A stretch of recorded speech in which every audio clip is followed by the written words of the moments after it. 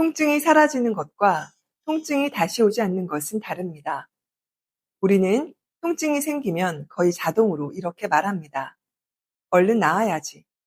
이 통증만 없어지면 좋겠다. 하지만 진짜 중요한 질문은 이것입니다. 다시는 같은 통증으로 돌아가지 않으려면 나는 무엇을 바꿔야 할까? 오늘은 그 질문을 중심으로 이야기를 나눠보려 합니다. 안녕하세요. 에이블 진희입니다. 많은 분들이 비슷한 경험을 합니다. 치료도 받고 운동도 하고 스트레칭도 해서 분명 좋아졌는데 몇 달이 지나면 마치 약속이라도 한 것처럼 같은 자리에 통증이 다시 돌아옵니다. 이건 몸이 약해서가 아닙니다. 대부분의 경우 이유는 단순해요. 통증이 있던 시절에 몸을 쓰던 방식이 그대로 남아있기 때문입니다. 그래서 통증 관리의 마지막 단계는 통증을 없애는 것이 아니라 통증을 다시 생기지 않는 조건을 만드는 일입니다. 우리는 보통 이렇게 생각합니다. 운동을 더 열심히 하면 괜찮아지겠지? 하지만 뇌과학은 조금 다른 그림을 보여줍니다. 뇌는 하루 1시간의 운동보다 나머지 23시간의 습관을 더 강력한 진실로 받아들입니다. 앉아있는 방식, 서 있는 습관, 휴대폰을 보는 각도, 무의식적인 체중 실림, 이 일상의 입력이 바뀌지 않으면 뇌는 계속 같은 정렬을 정상이라고 학습합니다. 그래서 진짜 변화는 운동 프로그램을 바꾸는 일보다 내 몸이 살아가는 환경을 재설계하는 일에서 시작됩니다.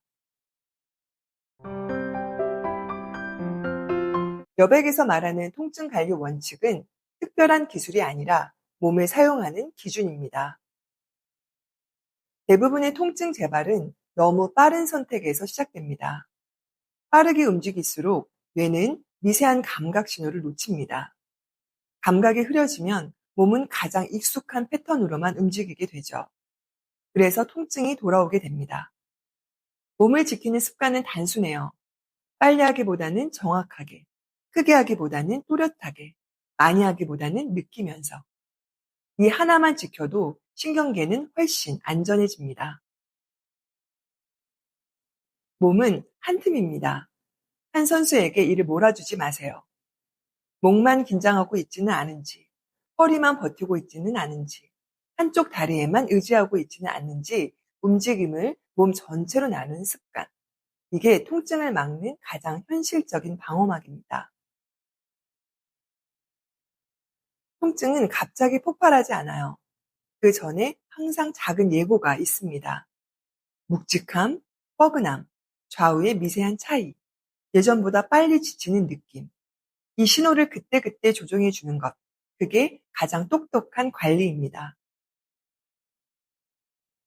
여기서 아주 중요한 지점이 있습니다. 우리는 종종 이렇게 말합니다. 나는 허리가 약해. 비 오면 무릎이 또 아플 거야. 뇌는 이런 문장을 예측 정보로 저장합니다. 그리고 그 예측에 맞게 몸을 준비시키죠. 아직 아프지 않아도 신경계는 이미 경계 모드에 들어갑니다. 이를 신경과학에서는 노세보 효과라고 부릅니다. 위험하다고 믿을수록 뇌는 더 보호적으로 반응합니다. 통증 회로는 더 쉽게 켜지게 되고요.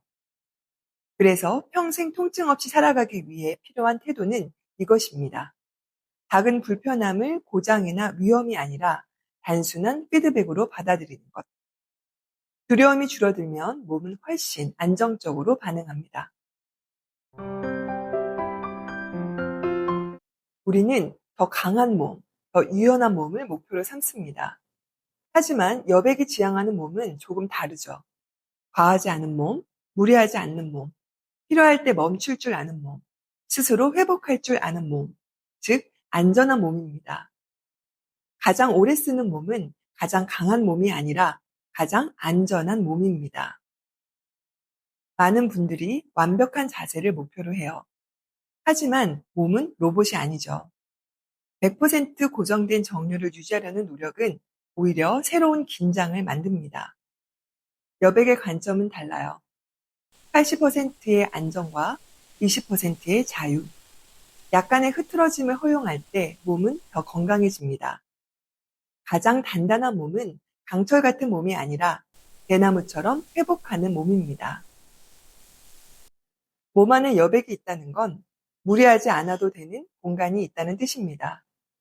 과부하가 흩어질 수 있는 틈, 통증이 오래 머무르지 못하는 자리.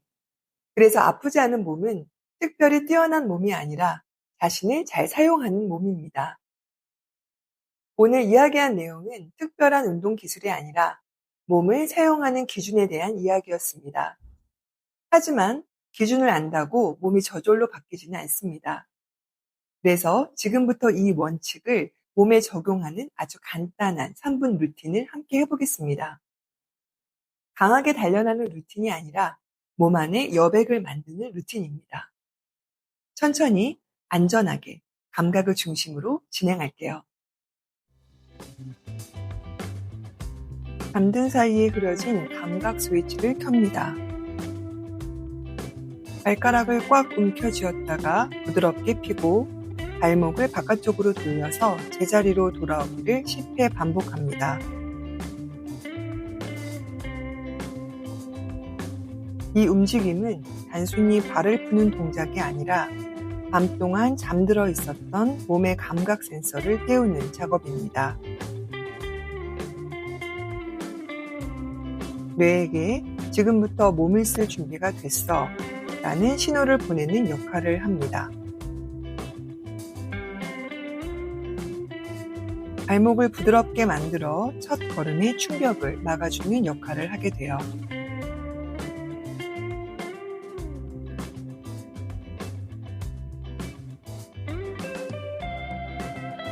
팔을 위로 뻗어서 기지개를 시원하게 펴보세요. 좌우로도 움직여 봅니다.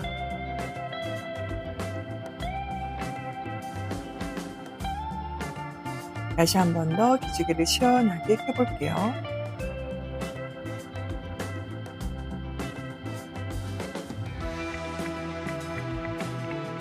무릎을 세워 척추를 오른쪽 왼쪽 회전해 볼게요.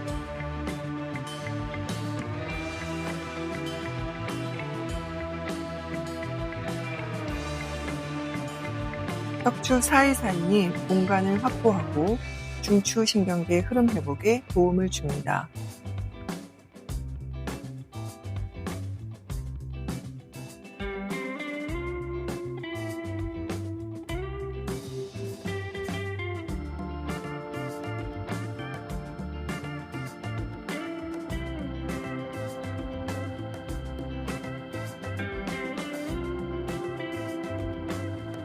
눈동자만 좌우 끝까지 2회씩 움직여 봅니다.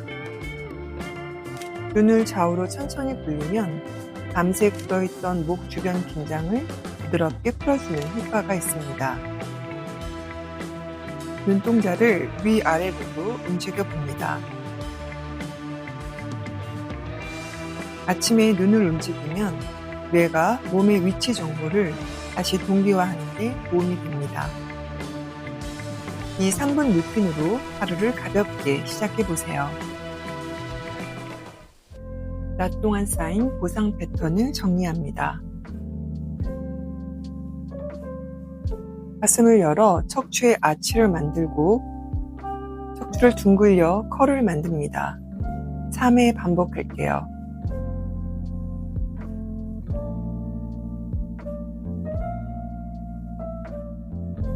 하루 동안 긴장으로 굳어있던 척추를 부드럽게 움직이며 가슴과 허리의 긴장을 풀어주는 동작입니다.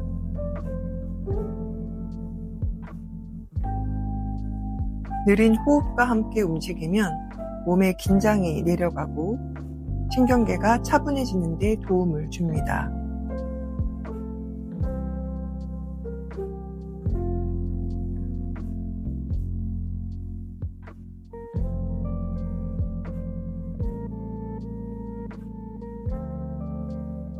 다리를 사자 자세로 상체를 아주 살짝 기울여 엉덩이 깊은 곳에 이완을 느껴보세요.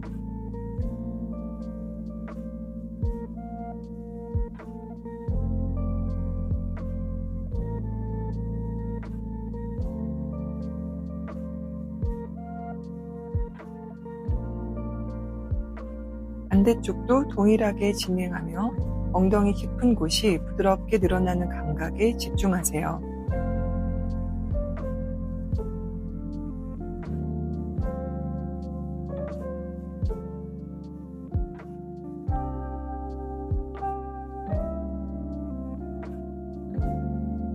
이제 침대에 누워 한쪽 다리를 가슴으로 가지고 오고 동시에 반대쪽 다리는 길게 뻗어서 고관절 앞쪽 공간을 열어줍니다.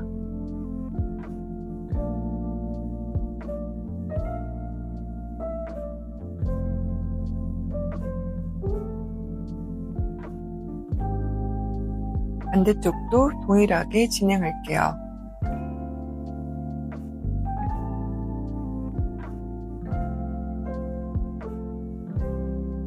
고관절 앞뒤의 긴장을 풀어서 소켓 안에서 관절이 편안히 쉬도록 만드는 움직임입니다.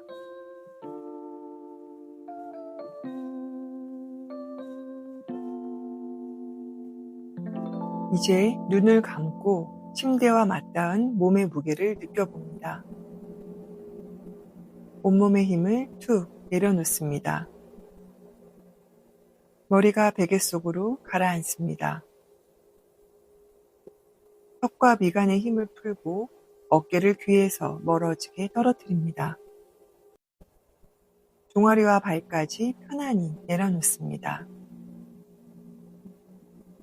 오늘 하루 애쓴 몸의 긴장을 풀어줍니다. 이제 몸은 스스로 회복을 시작합니다. 조용한 어둠 속에 몸을 맡깁니다. 이 루틴을 양치질처럼 생각하세요. 잘하려고 애쓰기보다 그냥 합니다. 뇌는 특별한 이벤트보다 반복되는 사소한 경험을 통해서 구조를 바꿉니다.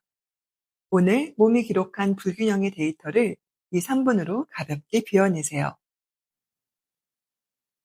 우리는 아프지 않을 권리가 있습니다. 그 권리는 특별히 강한 사람에게만 주어지는 것이 아니라 자신의 몸을 이해하려는 모든 사람에게 열려 있습니다. 여백 시리즈를 통해서 몸에 남아있던 긴장을 바라보았고 또 그 긴장이 어떻게 통증으로 이어지는지도 함께 살펴보았습니다. 그리고 오늘 통증이 사라지는 것을 넘어서 통증이 다시 돌아오지 않는 조건에 대해서도 이야기했습니다. 이제 여백은 조금 더 깊은 이야기로 이어집니다.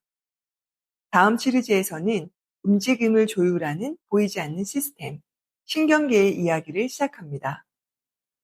그리고 또 하나의 새로운 공간, 책을 통해 몸을 이해하는 코너, 지니의 소마북스도 곧 열립니다.